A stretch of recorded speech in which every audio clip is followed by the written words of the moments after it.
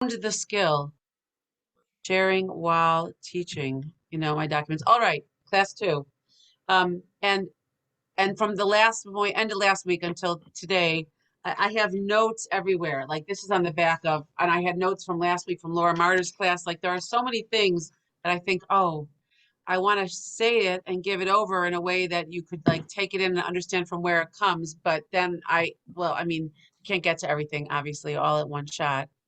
Um, and I don't want to overwhelm you. So I'm going to go through what I had an idea to continue to do and continue to do it today from last week. And if you find that it is overwhelming or you have a question, I welcome you to stop me. Jen, I see you're getting on. Jen is almost on. Okay, because I don't know if she got the stuff. I think I emailed it to her. Jen, did you get the materials? And if not, I'm going to share them anyway on the screen as I teach. So if you want to, do you need them, I, Jen? I did not get the materials. Okay, so put your email in the chat and Katie will, or Allison will send you the materials, even though I'm going to do them here on the screen. Okay, we were in, excuse me, the introduction, excuse me, the foreword. Nope, yep, the introduction to this book that I think has great information um, on a basis for what we need to put together. Oh, here comes Laura. Okay, good. Laura Kahn, not Laura Passmore. A basis for what I believe needs to be put in place before you start adding on the hows and the whats. Even though when we read the information and the text from Rabbi Kaplan, I don't think a lot of it's going to be like enormous aha moments. I don't know if I'm dealing with any atheists out there, or if you've been one and you're working on not being one, or you dabble in not believing, which I think happens, like I told you last week, to most of us. You forget that you're supposed to believe in God. So, but I don't think if there's any hardcores, and if you are, then okay, then this book is really for you. But as I keep rereading it, I think it is fascinating the way that the author breaks down the purpose of the creation of Adam and Chava and what we could do. And then when you add on a Torah lifestyle or a life rooted in Judaism, because we are Jewish and it's the tradition that was given to us, when you add that on top, life could get even more meaningful or even more enjoyable. Which I guess if you like pork, sometimes one could say it could get less enjoyable, but that we're going to leave that one over there. But aside from that part, okay, this was not what I handed out last week. This was something different because okay, no, you know what? I'm going to go back to something else first, and then I'm going to stop sharing once I remember how to stop sharing. Katie, hold on. Oh, there's my stop share button. I haven't done this for a year. I was doing it all last year on Zoom with my JFE class, and I see that I have a tad bit lost my touch. Okay, let me just try one more time. I want to get back to this one right here. Okay, we started here. I'm going to quickly review because I want to get down here when they talk about Abraham, and then I want to jump over to that other Sefer. Well, it's not really a Sefer, it's more like a book written in English. And it does touch upon the Parsha class and the Parshiot that we are in, which we got to know Abraham last week and Sarah. Unfortunately, this week we learned that she passes away, and we get to know her son Yitzchak and his wife Rebecca. So, but this talks about Abraham being the first Jew. One could call him the first Baal Tshuva. But okay, so we did a little bit of this work before. The first man was speechless, and that achieving, you see my cursor here. Achieving an awareness of God is a difficult task, which I agree, and I think it's a difficult task to continue and to hold up the awareness of God. Like I said, when you forget, or we just get involved in our daily business and we kind of forget that we have to remember. So it's a difficult task to continue it as well. The pursuit of awareness involves relentless study. I agree with that, and questioning, as well as the doing. So there's the thinking and the searching, and then there's the doing, which are maybe I have a little homework at the end of this, but it says here mitzvah observance and Torah living. I don't know, maybe that sounds a little heavy, but we could talk about what one could do in order to increase your do, in order to increase your belief. Okay. And it was Jews, he says, we do not rely on dreams and heavenly manifestations. The true appreciation of a purposeful, personal God can only derive from a purposeful life lived in accordance with a purposeful creation. I found that sentence to be so overwhelmingly heavy. I'm moving on. I was never a philosophy student. I don't know who here was, but that was just not my thing. So anyway, I want to go into this paragraph here. The first human being to recognize the existence of God through his own observation was Abraham. Some commentaries say that this spectacular feat was accomplished at the age of 46 when his mental powers had attained their greatest acuity. And others maintain that it was at the age of 3 that Abraham experienced the original auto-induced personal revelation. Okay, I'm going to take a break here. I'm going to read to you from somewhere else here. Oh no, I wonder if I could stop the share or go somewhere else. Can you see this other thing that I'm sharing, these notes? Does it look different to you, or are you still in the old one? Old one. Old one. Okay. This is the story in brief about what it means that Abraham figured out on his own that there was a creator, created the world bigger than he was and bigger than what was happening in the lifestyle around him at that time. Okay. It's actually 1948, before the Common Era. I can't even figure that out. And when the world started, and we're in 5782, I don't really know 1948 is when it was. I always just think it's interesting because that's the founding of the state of Israel. But okay, listen to this. Abraham. Okay, it says we are all like Abraham. It's a beautiful legacy passed down through our spiritual DNA, which we're going to get to. In a Gemara, which is a commentary on the oral law, here is what it was said. Terach was Abraham's father. So anyways, it says, Rabba, this is where it is. Now, we're never going to go into this Gemara. I'm never going to show it to you. It's in Aramaic. I'm just going to read it in English, okay? Terach, which Abraham's father, was an idol manufacturer who once went away. He had a whole store full of idols, okay? And he once went away and left Abraham in charge of the store. And a man walked in and wished to buy an idol. Abraham asked him how old he was, and the man responded, 50 years old. And Abraham then said, you are 50 years old and you would worship a day-old statue? At that point, the man left ashamed. Later, a woman walked into the store and wanted to make an offering to the idols. So Abraham took a stick, smashed the idols, and placed that stick in the hand of the largest idol in the shop. When Terach, that's how it's said in Hebrew, returned, he asked Abraham what happened to all the idols. Abraham told him that a woman came in to make an offering to the idols, and the idols argued about which one should eat the offering first. Then the largest idol took the stick and smashed all the other idols. So this is what Abraham's telling his father happened. Terach responds by saying, they are only statues and they have no knowledge. Whereupon Abraham responds back to his father by saying that you deny their knowledge, yet you worship them. At this point, Terach took Abraham to Nimrod. I don't want to even share the rest of the Nimrod part. I just wanted you to hear that this is part of our understanding of the brilliance of Abraham, from where he comes, what he was doing. I'm going to show you a little bit about the times in which he lived here now. Think about where it is. Yeah. Okay. I'm going to stop this share. Anybody else heard this story before? It's not really a story. It's a thing that happened. Annie has? Yes. Okay.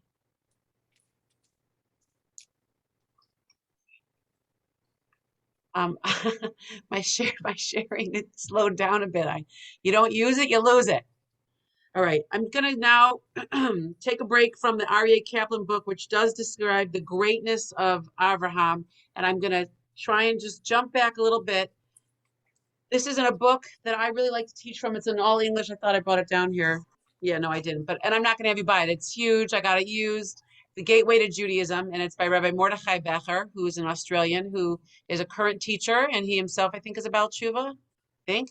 And he's good friends with Rabbi Karsh, and I've heard about him before. But I came across this book last year, and it's just beautifully done and very, very easy ways to understand what's going on with our Jewish life. And I'm pretty sure I taught from it before.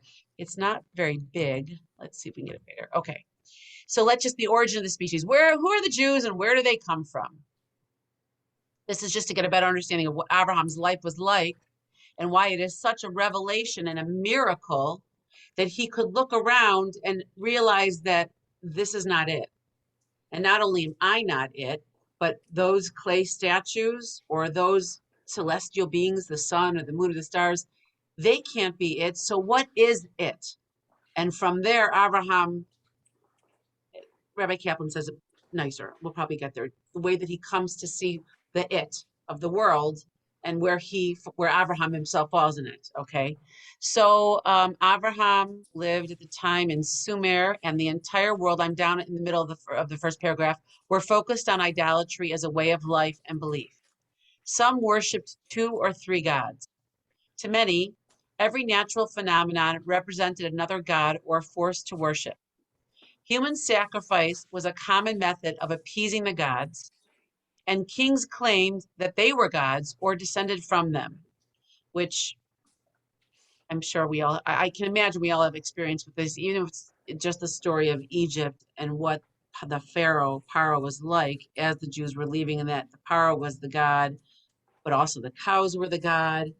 I mean, there's just different stories that we've heard about, not only about there being Elohim Achirim, they're called, other gods, but also about this horrific experience of human sacrifice that one could even think that that could be a way to get close to a being that's bigger than you. I mean, that's just obviously, I would say, for most of us outside of our ability to believe. So I'm going to go on to Abraham the revolutionary. Abraham was the world's first religious revolutionary. He questioned, debated, and challenged pagan beliefs and stood alone against the whole world, meaning that he figured this out. And the rest of the people in which he lived, and it says here the whole world, I'm not exactly sure where and what parts of the world at that time they were doing what, but in his region, this is he stood completely on the opposite end of them. And this is one reason that he was called Avraham Ha'ivri. And if I can stop and share with enough ease, I can go back and show you. I put this in Hebrew on my introduction, but Avraham the Hebrew. So Ivri, you've heard Ivrit is the name of the Hebrew language, Ivrit, and he is called Avraham Ha'ivri in many places in our sources and in our texts, and it means Avraham the Hebrew. Now you could say, what do you mean the Hebrew? He was the first of his kind, a monotheistic Jew. So the word Ivrit, Hebrew means to be, it's related to the word Aver, meaning on the other side. Because there was the whole world on one side, and Abraham stood on the other side, making him, in the world of belief, on the other side from the rest of the world. And that's been true of his descendants for much of history. Excuse me.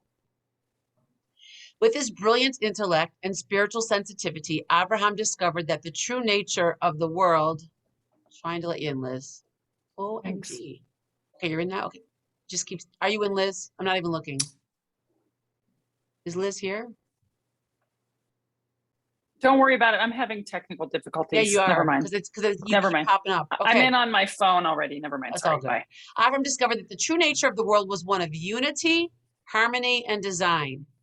He came to the conclusion that there is one God who created and sustained all of existence, and from whom everything emanates, both light and darkness, water and fire, good and bad. Big piece. Not for today. I need Julie to do my not for today notes. This God demanded of mankind moral behavior, not blood offerings. Abraham understood God as a giver and the ultimate philanthropist, excuse me. So Abraham and his wife Sarah emulated God by extending hospitality and kindness to all. And I'm going to stop there. That ends up becoming the story of how they lived their lives and being, as some people jokingly call, the first Jewish outreach professionals. I think that's what Laura Martyr said last week. I realized Missy had a good idea, and it was something I was going to get to, and I see I didn't do it. I'm not going to stop it. This pause, not a commercial break, just a pause. I'm letting other people in. Jill and Liz, you are making me cuckoo balls. You will either get in or not. I don't know. Okay, this is my Jewish calendar. It looks a lot like the Chabad one a lot of people have. Not news to people, the Jewish calendar. Hold, let me see what I look like here. Let's make sure. Yeah, you guys can all see it. This is mine from the Aguda. Anyway, the only reason I share it with you is that, and I mostly look at it for candlelighting times. I look at it when I get close to my kid's birthday so I can get the day right. Today actually is the yard site, the day last year where Dr. Lord Rabbi, I think that's the order, Jonathan Sachs, the former chief rabbi of Commonwealth Judaism if England, passed away. And he really was a great author and great guide for the Jewish people in our generation, which is why it's mentioned quite a bit around this time because it happened last year. And many people are using his works to learn from. I have not. I started to on a book club and then it didn't go anywhere, but maybe one day we'll get there. Anyway, today is, excuse me, um, today's the 21st of Cheshvan. It just says it right here. So it's the month of Cheshvan. Nothing exciting happens in Cheshvan. Maybe get a break from the holidays. It's the 21st. Get out. We just lost your voice, Chava.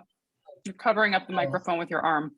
Oh, hi. Okay. Anyway, can you still hear me? I just want you to know that today is the 21st of Cheshvan, so we can keep that in mind. So that's something that we're going to be doing also, which is consistently keeping in mind the calendar because there's so much of our life that is Jewish life that is dictated by the calendar. Okay, we have now done a little bit of work on Abraham and his history, the world that he lived in, and why it was, and the history around this revelation of his, that there is one God runs the world. There are not many gods. And I'm going to go now into this source that was copied for you last week, if you have it, a hard copy, and also if it's also shared here and possibly emailed to you. Okay. So we talked about the first human being. So we're going down here to Rabbi Menachem Mendel of Kutsk. Kutsk. Sounds Polish to me. I don't know if it is or not. Can't get it bigger. Oh well. Rabbi Menachem Mendel of Kutsk explains that even according to the former opinion, Abraham's first 46 years were not wasted on the impotent emptiness of idolatry. They were years of searching, of questioning, of delving into the mysteries of human and universal existence. When at age 46, Abraham achieved the pinnacle of man's sensitivity to creation, it was not a thunderclap, right? Or an apparition that preceded his discovery, but rather this calm, steady reflection of Abraham's magnificent mind and gigantic spirit. I might have gotten here last week. I don't think I even took notes as to where I got to. So if this sounds familiar, that's the reason why. But it was important to go through it one more time, because I think this is where everybody here in this learning group is at the same place. You're having the same experience, I think. I don't know what place you're at on a continuum of Jewish lifestyle or Jewish action, and it's it goes like this, like you could do one thing that I wouldn't be doing and I could do something that you're not doing, and so like we are all Jewish people here sitting here learning, but that we are not interested in the emptiness of idolatry, and we are searching and questioning and trying to delve into the mysteries of human and universal existence just by the fact that we're learning. That makes us like Abraham Avinu. Avinu in Hebrew means our father. Abraham Avinu. Okay. And I just think this is beautiful, a beautiful way to write this. It's beautiful Lashon language that is the pinnacle of man's sensitivity to creation. There's a sensitivity, which is a softer word. Again, not the thunderclap, but this quiet growth within Abraham that things in the world that he was being taught or seen were not right. And he's quietly shifting towards a bigger realization that there is one God.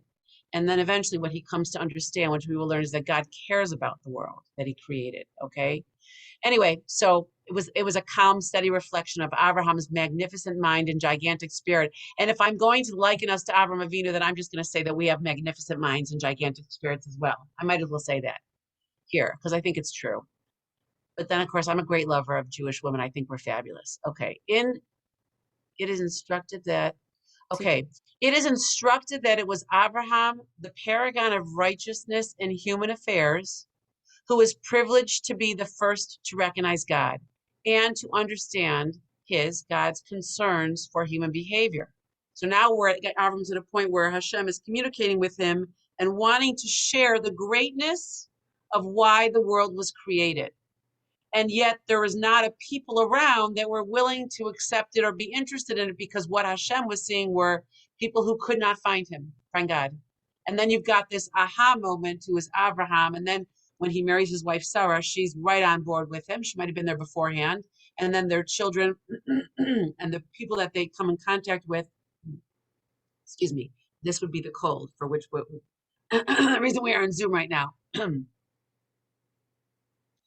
Okay, so privileged to understand his concerns for human behavior. That was a key line there. Just know that this is a constant reminder of the reality that God cares about us, even if it doesn't feel that way today, or doesn't feel that way this week or this month. The overall creation is of a caring creator, who I choose to call God, who cares about what happens with mankind. All right, let's keep going. Wait, I'll pause for questions. You never know. You can unmute yourself if you got a question, or raise your hand, or we'll just keep going. I only see part of you anyway. Oh, I'm taking Liz's not so subtle cue with her fork. Well, I like them. You know, I'm always open for those things, those cues. In contemporary society, particularly among young people, we sense, I don't know if I agree with this, because not all of us here are so young, and I think we're all holding in this paragraph, but in contemporary society, and this was, by the way, published in 1979, I would not call that exactly contemporary at this point, but we are, particularly among young people, we sense a not quite conscious stirring, a movement within humanity which searches and strives for meaning in life. Okay. Logotherapy, don't even know what that is, a school of psychodynamics, projects meaning as the central idea of human existence. So we're going to do a little bit work about what this is, meaning, and how it really is related to the fact that we are created by a being greater than us, which gives us meaning. Okay, so it gets a little too, honestly, it's a little too philosophical for me. I have read this like 6 times, but I'm going to try and get us there, because at the end, I understand what it means. And I think it's still, again, a good foundation, like we see our foundation for where I'd like to go, which is like how to live and how to do. And it all comes back to God. It all comes back to God. There was a sense, sound like a Bible banger on a Christian channel. There was a sense that man cannot achieve happiness purely through satisfaction of material goals. Okay, I'm going to pause here for a second and say that in 1979, that might have been a revelation. I don't think that's a revelation anymore. I think a majority of us, while we may want the Lululemon shirt or the Lululemon whatever, I just think, I know that's like the current thing within my daughter's grade or whatever it is. You want a Cartier watch and you will enjoy it. You are all, I think, on this class, aware that that is not going to get you very far. It will lose its excitement after a while, right? It will not save your life. It will not make your life more meaningful. It may make you happy in the short run. Okay, so there is a sense that man cannot achieve happiness purely through satisfaction of material goals. I think that at this age, we have figured this one out. You may say I'm not there yet. You can either share that or not, but that's what I think. I think that this is a description of like the teens and the 20s. The high statistics of suicide in developed countries, we're just going to go with this, as well as the almost universal statement that life seemed meaningless by attempted suicides, attest to this fact. This is very old language about the challenge of suicide. I do not want to unpack that, because I'm not skilled at that. Ultimately, though, this is where I want to go. Searching for meaning is striving for God. And by the way, that made me go, wait, what? How can that be? How is it that searching for meaning in my life has to automatically be connected to God? Why can't searching for meaning be connected to doing good actions for others? Okay, that's like the obvious one that always comes up. Or holding my tongue when, some snarky comment is about to slide out and it's going to hurt someone. Or giving money to people who need it, even though I would like to keep it for myself. And knowing that those are good things to do. There are just a list of other good, you could tell me the things that you do or want to do that you know are good, or the things that you restrain from, because it would also be a good thing to not do such a thing. Yesterday, I was returning something for Hadassah and repurchasing the same thing. I had to get a different size, and they kept telling me how much they owed me. And I was not understanding it because I was like, I was not following it. I'm like, no, I owe you money. And they're like, no, ma'am, you have a credit here now, and we're giving it back to you. I'm like, that can't be. And then I said, not that I'm so righteous. It's just something that I've worked on. Like, I don't want me to be taking this for free. This doesn't belong to me. So I don't know. They kept working on it. I said, okay, we're going to stop right now because I'm not following this and I'm going to just trust you. I just wanted it out there that I didn't want this mistake to be out there. And that comes up around Yom Kippur also, that we shouldn't put it on the pause, but just what all the work that can be done on Yom Kippur, or actually on a daily basis when you realize that you've done something that you want to atone for or sort of fix. But that was like, that's not me being great. I mean, it's a good thing to do. I'm glad that I had that in me. All right, let me come back. I always got to pull it back here. All right. Ultimately, searching for meaning is striving for God. That is a tough one to put those together. And I think that what it means is that my life without a higher being, which we're going to get into in this part one of foundations, would be like they call it what, willy-nilly, or neither here nor there. Could it be that I'm born and my kids are born and that I go through this life and there is not a being greater helping run the world or running the world? Now, I don't know, raise your hand, but I used to think that. That was part of the reason why for me it was such a big deal that I kind of grew past that and did my own Avraham Avinu type searching and went, that's my story of the worm last week. Like, it cannot be that I do all of this stuff, and this is in my 20s, and I end up dead in the ground and there was nothing to show. There was nothing afterwards that stood for me, right? That I was just food for worms. So if it says here, ultimately searching for meaning is striving for God, what it means is that as I work on my striving for and belief in God, I am going to come to understand that God is giving me the ways to get towards meaning, the ways to attach my life towards meaning. And if you aren't there yet, meaning you're newer in this kind of a class, or you didn't have such a strong belief in God or a meaningful God or a God from Jewish tradition. You thought there was God, but you didn't really know all about it. This is where the doing and the action comes in contact and supports the belief. Because believing, it's like a constant circle. God created us because he believed in us and he wanted to give good.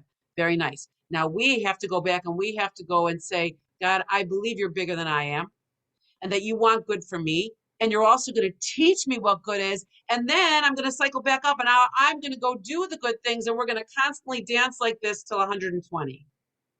And that's what this means here. This searching for meaning in our own lives is ultimately striving for God. Even though, again, when I first read this, I'm like, that sounds too, I don't know, I don't know what you call it, but woo.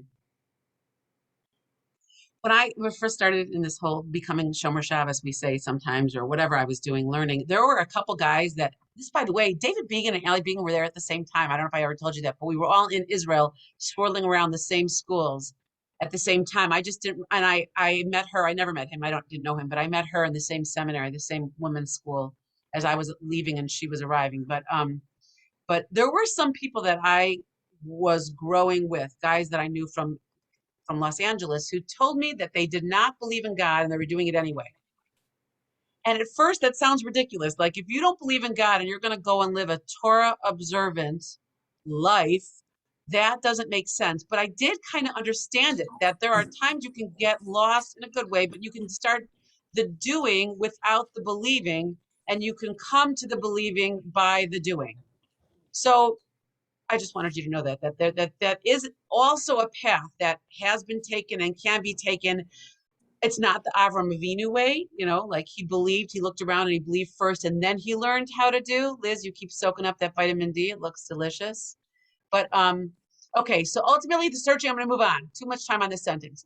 This book was conceived as an atlas to aid the searching Jew, that would be everybody on this channel here, in mapping her personal journey in the quest for the ultimate meaning of human existence, the knowledge of God. I am aware that the class is not called that.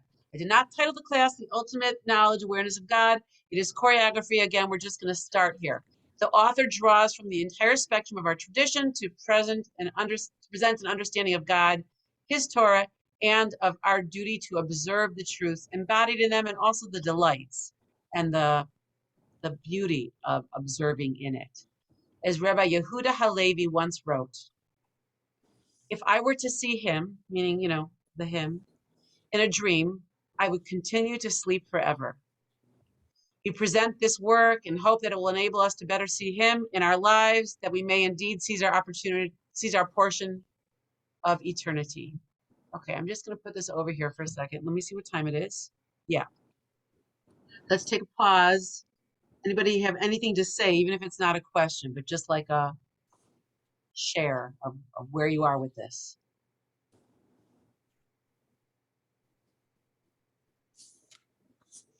Oh, Jill, you went to the center. I apologize, but nobody wanted me here. There was a moment where it's like, Ken, should I go? He's like, you have a responsibility. I'm like, but you can hear I have a cold behind the mask. It's not even like the old days where I kind of had a cold. Maybe I shouldn't go. Like, it's so, excuse me. Are we all on board here with this here?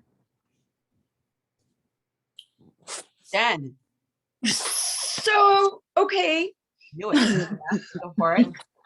So the reason that I think that meaning has to mean God is meaning, the word meaning means somebody has to be able to read and understand it. That's what meaning is. It indicates something to someone else. And so there has to be, what God is the person who's subjective, looking down and makes the decision. Does it have meaning or doesn't it have meaning? Well, the question is, if there's no one out there, then to who? So there has to be God. God is the one that decides whether, God is the one that determines, yes, there is a point to this. There has to be something, outside the system. Okay, that is the concept that God is bigger than us and bigger than our understanding. And it's said over and over in different tefillot prayers that we have, like Adon Olam. It's said all throughout the morning brachos, all throughout Tehillim, that God is bigger than us and greater than us. And I didn't used to love that when I was, I say growing up within my Jewish years. Except it is true that God is not, we cannot comprehend what this being of God is. We can read about God through where he wants us to meet him in the Torah and in the writings and in all of the Jewish history. But what you're saying, I think what you're saying, yeah, God is bigger than we are, and you're saying God is determining what meaning is. But we have to be the ones to pick up on it.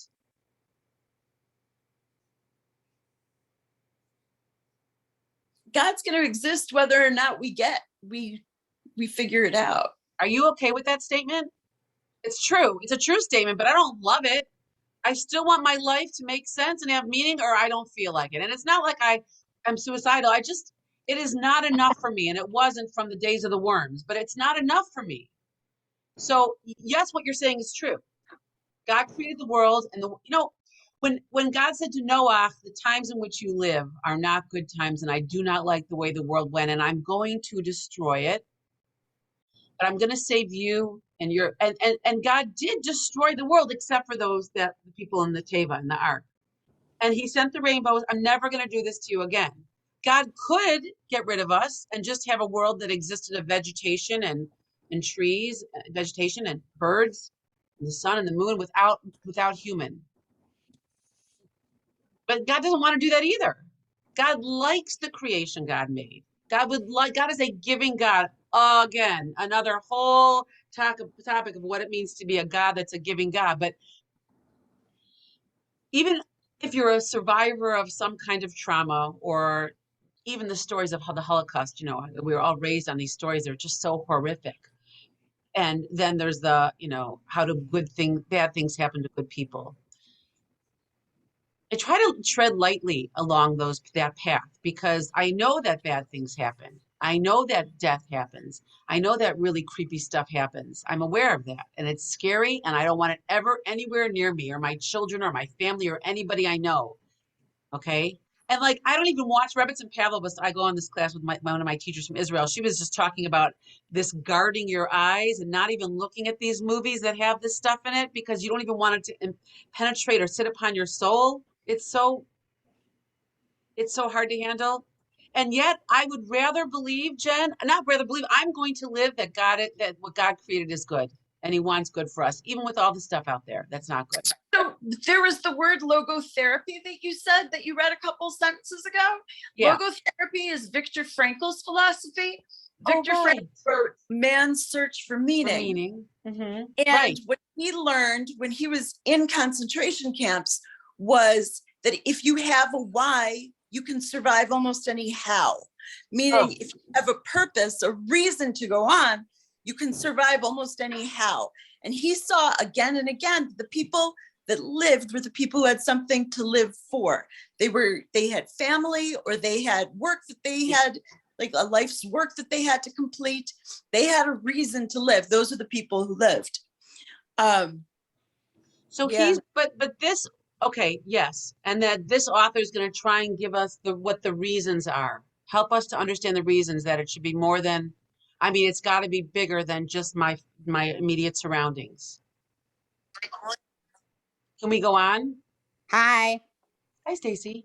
Hi. Sorry, I forgot because I wasn't going. I forgot. Hi, go ahead. Okay. Just thinking for a minute. I hear you, Jen. Can we go on to this? Absolutely. Okay. Part 1, foundations. And I researched a whole bunch of definitions for what Judaism is or what it means to be a Jew, because it's just so confusing. And I don't know who out there's been confused, but I myself have tried to figure out what we are. You know, like a religion, a people, a race, ethnicity, a homeland, a nation. Like so I put some of them down. But it says here, in order to speak about Judaism, I just want to be able to get back to that before we go. We must speak about man and about life in general. Let's look at my notes. Okay. First of all, a way of life and its depth touches upon the very foundations of Judaism. Excuse me. Judaism is, first of all, and I believe this to be true, a way of life and its depth touches upon the very foundations of human existence. If you truly understand Judaism, you know the ultimate secret of life's purpose. Now, I have a little smiley face here because I do not truly understand Judaism. But let's say I did. How are we doing? Let's say I we truly okay? did, Okay.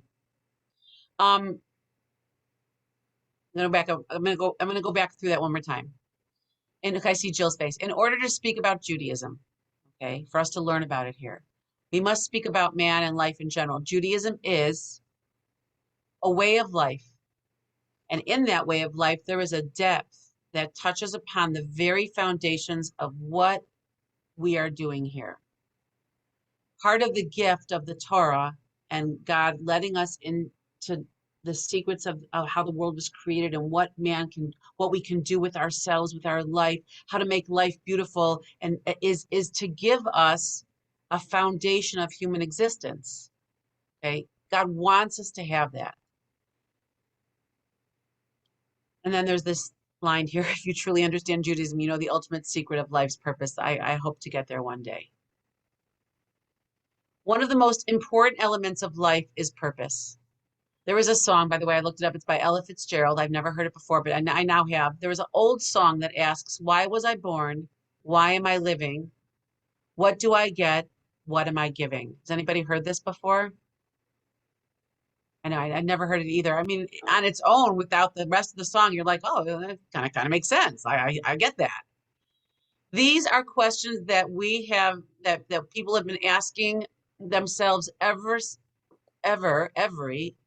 since we first began to use our mind. Let's say, I'm trying to go gender neutral here. Have you ever stopped? Okay, now let's go through this list. Have you ever stopped and asked yourself such a question? Such questions, excuse me. Why was I born? Are there any why was I born in here? What meaning does my life have? This one's been happening to me lately as my kids get older. This is becoming a much more challenging one, but like, now what? Luckily, Katie's and Allison are not there. Andy's not there yet either. Neither is Missy for that matter. Why am I myself?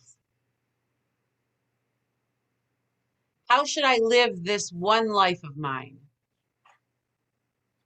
What do I have to offer life? Okay, so these are questions that people have been asking themselves ever since the beginning of creation. When we are young, such questions when we are young, such questions often bother us. Among the problems of growing up, we try to find a philosophy of life to follow. But then, caught in the business world, the marketplace, and the toil of raising a family, we often forget these questions. And sometimes we are rudely awakened when tragedy strikes. The questions are thrown at us like buckets of ice water. When we grow old, and we all do grow old, we may gaze back at a lifetime and wonder, what did I live for? Now, that would be the most horrible thing to me. And I don't think, like, I'm not, saying how great I am, but I did ask those questions, and then I ran after trying to find some answers, and I'm still running after it.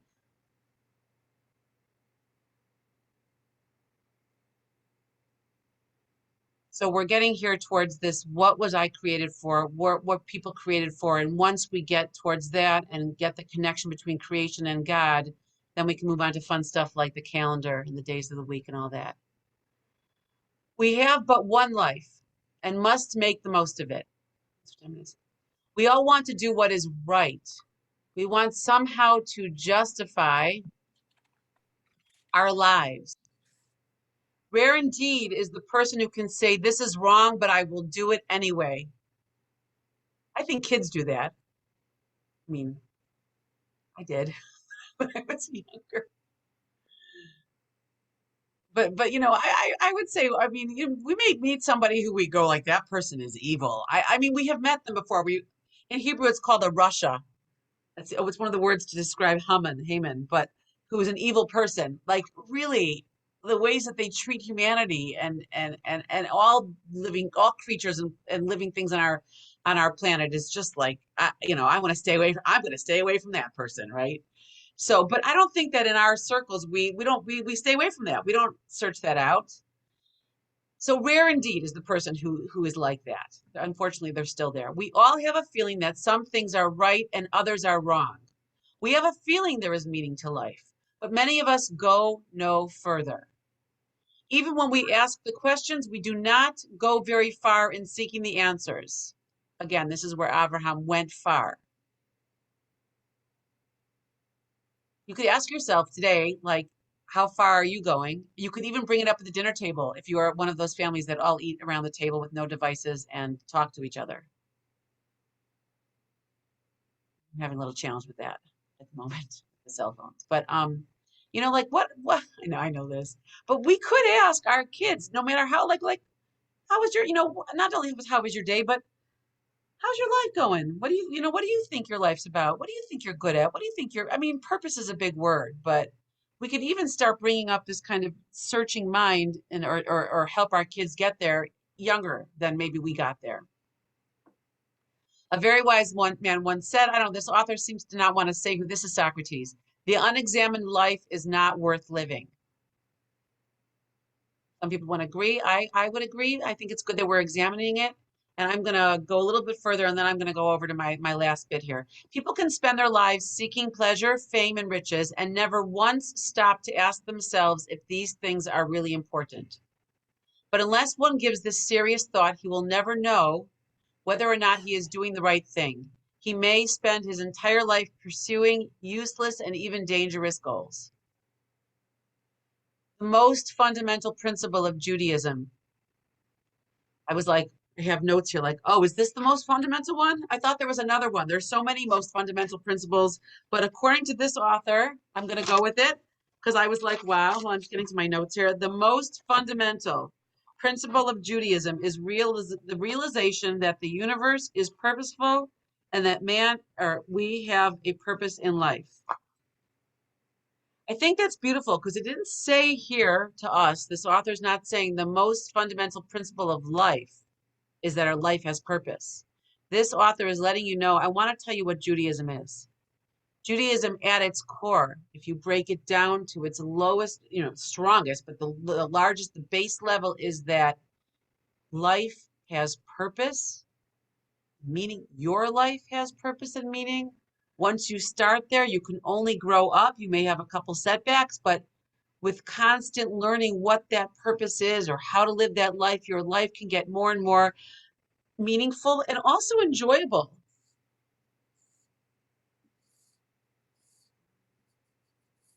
Last night I was mikvah attendant because I work at the Glamrick mikvah. So I don't know, we sign up twice a month. Sometimes it's more, sometimes it's less. And sometimes I know who's coming, sometimes I don't. I don't ask. I mean, I don't really care. I just show up. But not that I don't care. That doesn't sound right. It's not important to me. I just have to go do my job. But sometimes the woman that runs the mikvah will let me know. And I was told there was a woman who's older and she doesn't have any children. And I think she's Israeli or Russian Israeli. So already my heart sunk a little bit, Like to me, if I mean, I think all of us all of us here have children on this call. And I can't at this point at 54 years old imagine if that had happened to me. God, I mean, thank God it didn't, but that if I wouldn't have been able to have children. Because I see that's probably one of my greatest accomplishments and a great joy, even when it's super duper annoying. But so in her broken English and in my practically not existent Hebrew, she's 35 and she did move here from Israel and she started to use the mikvah because she wants to have children and was probably taught somewhere along the line that by keeping family purity or tahara mishpacha, it will hopefully help her be able to have children. And you hear many stories of women, I could tell you, they are out there, many stories of women who have decided that I'm going to go do this thing that Hashem commanded or told us about, not even because I half understand it or a quarter understand it, or even if I completely understand it, I'm going to do it just because I got to try. Anyway, it was hard to be there. I told her I had my first baby at 38, my first at 40. You still got a couple years left. And then I went over to my computer and I looked up, hold on, Liz, there's a certain Tehillim, certain Psalms that you can say that are specifically guided towards the right kind of prayer or ways to use your words in order to, open the heavens and that you should get pregnant. I can save this for later. I just have a question about mikvah for single unmarried women, but maybe we can get to that later if you want to stay on track. Okay. I'll It's ask not a you bad later. question. So the fundamental principle of Judaism is the realization that universe is purposeful and that we have a purpose in life. Last night, that moment there was like purposeful for me. I felt grateful that I was, and I don't love going out at night, and I do not want to get in my car. And it's going to get worse when the snow comes and we have to drive to the mikvah at 8 o'clock or 8:30, and I'm tired and the cold was already starting, the headache was starting anyway. But I felt good. I mean, do you have that where I'm not going to say you don't have purpose and you don't think you have purpose and I'm here to teach you. This is not what's happening. Again, laying down a foundation, but does anybody here say, I actually do have a couple things in my life that I like that I do. I feel good about. They're giving me purpose and meaning. And I think they're actually, I'll take it a step further, connected to Judaism, to my Jewish life. Like Allison's, Allison, you and your chesed projects, your organizing of chesed projects as a chesed. I think all of us that do anything, when you do something for someone else, it has meaning and significance and it enriches our own lives. I mean, I think we all do it in our own ways, even for our kids. It's true. And when Avraham was growing up, the world was not like that. And one of Avraham's main jobs that he was tasked to do, he and his wife by God, was to bring this sense of doing good and morality, morality within marriage and morality within mankind, that we don't go kill people to get closer to some being. I mean, that's just not what we do. Yes. It is. I'm not going to tell you that people who live with a Torah lifestyle are good and those who live without one are bad or meaningless. That's not what's happening. Most of us today have a sense of morality. I mean, it's built into our school curriculum. In addition to our becoming a bar bat mitzvah and into our Jewish, synagogue lives. But there was a time in the history of the world where it wasn't something. So then the next step is to take it a little bit further and to say, this thing that I'm doing, I know is part of me being a Jew.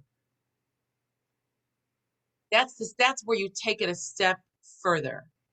Yes, I might have given this money because I believe in giving to, I don't know, the animal shelter for rescue of animals or whatever it is, providing food or providing clothing. I'm just thinking of some things that come off the top of my head. But if you could say it's also because, and we haven't gotten to this yet, but that Hashem created the world in good and for good and for us to be good, then I am going to emanate my creator. And that's my Judaism. That's Jewish life. I'm going to stop here, okay? Because I want to go over there, just food for thought, as it's said. Where did I stop? Okay, the most fundamental. I'm going to put a little star there so I remember for next week where hopefully I will be live. One more share, and we can open it up for comments because I actually don't have to run off anywhere because I'm sitting right here with nowhere to go at this point. Hold on. All right. These are some of the things that I came up with. Let me just make it can I expand my screen? Probably not. You know what? There's probably a way to make this a full page, and I don't know how to do it right now. Here are some of the things that came up as we get back to the whole idea of what it is to be Jewish and Judaism. Are we an ethnicity? Are we a nationality? Are we a faith? Are we culture? Are we heritage? And even Jews don't agree upon what Judaism is. It is a religion, yes, but then again, many who identify as Jews aren't religious. And it's passed down from parents to children and bears recognizable genetic characteristics. But then again, Jews come in all colors and racial backgrounds. So there's that.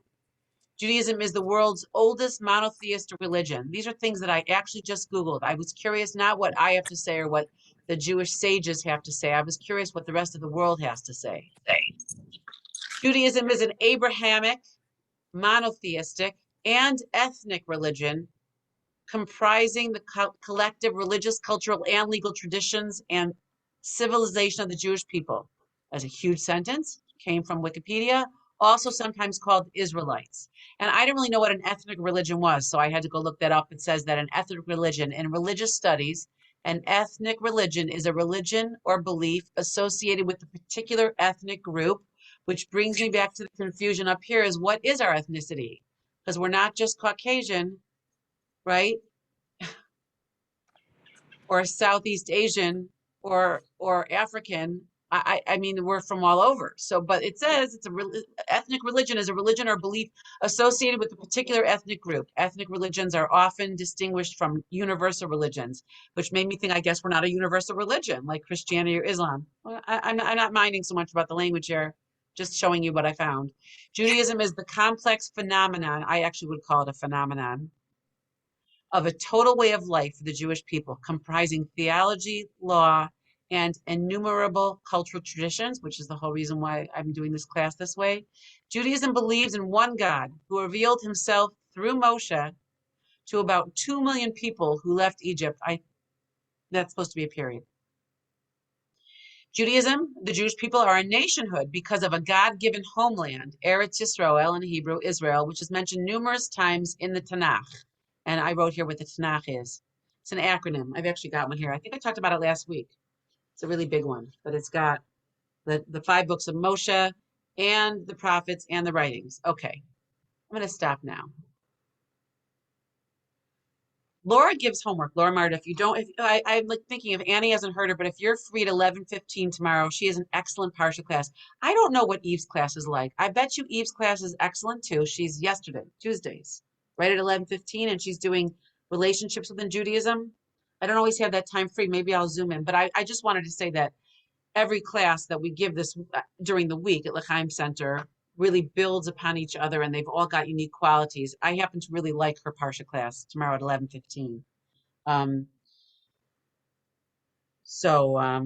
She's been teaching us just a little bit about Abraham and Sarah and the life that they led and how they laid out what we have inherited today, in 2021 or in 5782. I'm going to stop there because that's a lot. My little marker here, and open myself up for questions or comments. Okay, I have a question. I'm so sorry, it's unrelated. When you said the lady coming to the mikveh was older, and then you said she was 35, I just wanted to say that, so I had my last baby at 36, and my doctor said that 40 is the new 35. And then I joined this, because I thought 36 was old, and then I joined this group of women called Older Moms Rock. And there was women that was getting naturally pregnant, like 46, 47, 48. So I don't know. I just feel like that lady's so young, and God willing, she's gonna get pregnant. But Yeah, God willing. I look, I had Dasa when I had Yaka when I was 38 and Dasa when I was 40. And it's not because I had a problem. I just didn't get married and I wasn't going to have a kid out of wedlock. I wasn't interested in that at the time. I actually thought about it. I'm like, if this doesn't happen soon, what am I going to, I mean, maybe I will go do that. But I agree that 35 is not really as young as it used to be. But for her, it was scary. And I don't know how long she's married. I don't know her history. yeah, that's true. I mean, Yeah. I went through fertility And there treatment. are some people on this call who have had children after 40. They are on this call as well. So Yeah. And I think our bodies are changing too. I don't know. I just feel like women are getting younger and younger. But my other question was, so one thing that I love to learn about and read about and like also work on myself, and I don't know if like this is going to be one of those things you say put on the shelf for a later class. And if it is, I totally apologize. But like, as you kept saying, like meaning, because I totally agree with you. And I think that that's like life otherwise is pointless, right? Like if our actions aren't infused with meaning. But like the purpose of life, like to me, are you going to talk about, I love to learn about like what is my personal tikkun, right? And tikkun olam. And like, I just think that invigorates me because it's something, I don't know. Is that something you're going to cover in this class, or is that like, I'm not a life coach and we could talk about it personally, but I don't think that I mean, it might come up, but that might be either more of Allie or Eve's department, or that might be a one-on-one ongoing conversation with the teacher. It's not that I'm not going what I'm going to do is I'm going to talk about the choreography of how we run Judaism through our day and how that is going to give us our lives more meaning, which will have the opposite effect of making Judaism more meaningful. Okay. What your personal purpose is, it's going to change anyway every couple of years. Because Annie, I know how old you are, and I'm a lot older than you are, and mine's always like, "What the heck now, man?" Like, now what? As I said, is happening a little bit as the kids get older, or or as Hadassah's ninth grade, and I've talked to, I'm friends with enough of you here. Like, what's going to happen in 3 years? Like, now what am I going to do? Because she's going to be off. So I don't know what your personal purpose is. You know, Rabbi, one of my teachers, Rabbi Karsh, sometimes says, Missy, you and I talked about the only purpose is getting up in the morning, saying Moda Ani, recognizing there's a God, and then just trying to live your life that day with some good to its fullest, and it was good enough. Now I don't love that. I would rather rattle off at the end of my day every single thing I did that made my day worth my existence. It's exhausting and it doesn't get me anywhere. And I'm going to do the same thing next day. So I have to, that's like the saying, like, I have enough, I do enough, I am enough. I have to get the level of it. Have you heard this? So I have enough is this more the basic one. mm-hmm. I do enough means now that I have enough, I'm going to run around and do things which are going to create my day or create me. But I am enough is just being a creation of, creating in God's image. B'Tselem Elohim. That's what it means in Hebrew. But being created B'Tselem Elohim in the create in the image of God. Couldn't that just be enough? Yeah. It's not enough, really, Annie, the crazy realtor lady. Yeah. But it's supposed to be. Missy, we've talked about that. It is supposed to be. It takes a lot of work, which is why we're here. That's why we show up every time to learn. I mean, it never ends. Some of us are this is not a plug for the L'chaim Center, but that's just where I go learn. So it sounds like a plug, and I don't even mind plugging it. But like some of us are there sometimes 4 times a week, okay? And I think it was Thursday, Liz is like, all right, I've been here 4 times this week. Like, I got to take a break. But it's not that I have to take a break from the L'chaim Center. I mean, from learning, excuse me. Maybe I don't want to keep driving over to the DMV or the Secretary of State, but you always have the opportunity to learn something A. On top of that, you always have the opportunity to learn or do a little bit of something that's part of your Jewish prescription or your Jewish penicillin for your soul. And it most often makes you feel better if you're having a hard day. And if it doesn't make you feel better, it certainly adds to your life. And then tomorrow when you're having a bad day, you can reference yesterday and go, you know what? I remember that helped. Because I got 3 texts today from some L'chaim Center people asking if I wanted some chicken soup dropped off because I have a cold. So nice. So like immediately so thoughtful. Turns out I don't feel like being flashik, if you know what I'm saying. Kind of want to have my coffee and milk. So I was thinking I don't really want the soup, but that was the only reason why. That's, kashrus.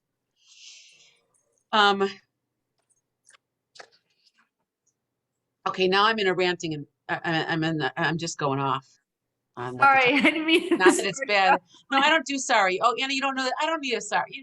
There's no sorry. I mean, like it's all stuff to move through. And I've had to move through it myself. And there are days when I'm like, I didn't do a darn thing Jewish today. And I call myself a what? And then I'm like, no, wait, you did. Or there are days I'm like, oh wait, today was like I had 3 classes on Sundays. Sometimes I have 3 classes that I'm attending, or I teach once and I have 2 classes and I feel so good that day. And the next day is kind of empty and it's harder for me. I mean, we're all going to swirl through this until 120. Best to get our feet wet in the water and get things set up now. That's what I said last week. It's not such a fun story, but well, I mean, some of us here know. I know Jill knows and Stacy knows, but when you have to deal with the laws of mourning, let's just leave it there. When someone close to you passes away, you want to get all your ducks in a row. And there are other things too. You want to have all your Jewish stuff already supporting you so you can pull upon it. And that's what we're doing. And Liz, the shortest answer is that the mitzvah of family purity, which purity is a terrible word, but it's the word that's most often used, and I could probably try and find a better one, but in Hebrew it's tahor or taharat hamishpacha. Mishpacha means family. Is about a husband and a wife having marital relations and the ability to create life. And then that's when you don't have your period. And then when you have your period, you've lost the ability for that month to create life. And it's not lost, but I mean, you don't clearly not having a baby then. And we all here know the experience of like, miss my period. And then the excitement or possibly fear of being like, oh my gosh, I'm pregnant. But like that back and forth dance through the intimacy of marriage, it is only with marriage. So why does a single woman unmarried come to the mikvah? You don't. Oh, you mean like when you're getting married? You mean like the No, day like the before? woman you spoke of. She came. Is she No, married? she's married. Oh, she's married. Oh, excuse me. I thought she was single. Never mind. Moving on. No, but you I know thought what she though, was- Liz? It's a good question for I somebody. This thought is you not said even she'd for never married, never had kids, but maybe I was wrong. I Sorry. thought you said, like, I was picturing like an old lady. Me too. Yeah, me too. Wait a minute. I didn't say it. My was text from the mikvah, the woman that runs the mikvah told me an older woman's coming. She doesn't have children. So I'm like, okay, She's and I young. get there and I'm like, and she was She's not stunning. And older. she Older. had like Yeah, the body of a that's not 10-year, What is 20-year-old. She was older? gorgeous. And Well, like 35 is 20. Geez, yeah. well, that's what Annie said. 35 But is young, right? no, all of this stuff is so funny after you get older. I do see what they say. You get older, you start laughing at the things you used to cry about. Like, I don't know. I mean, do I think 35 is old? No. That's just what was said. And I'm being recorded. Hold on a minute. You want to stop it? Yes.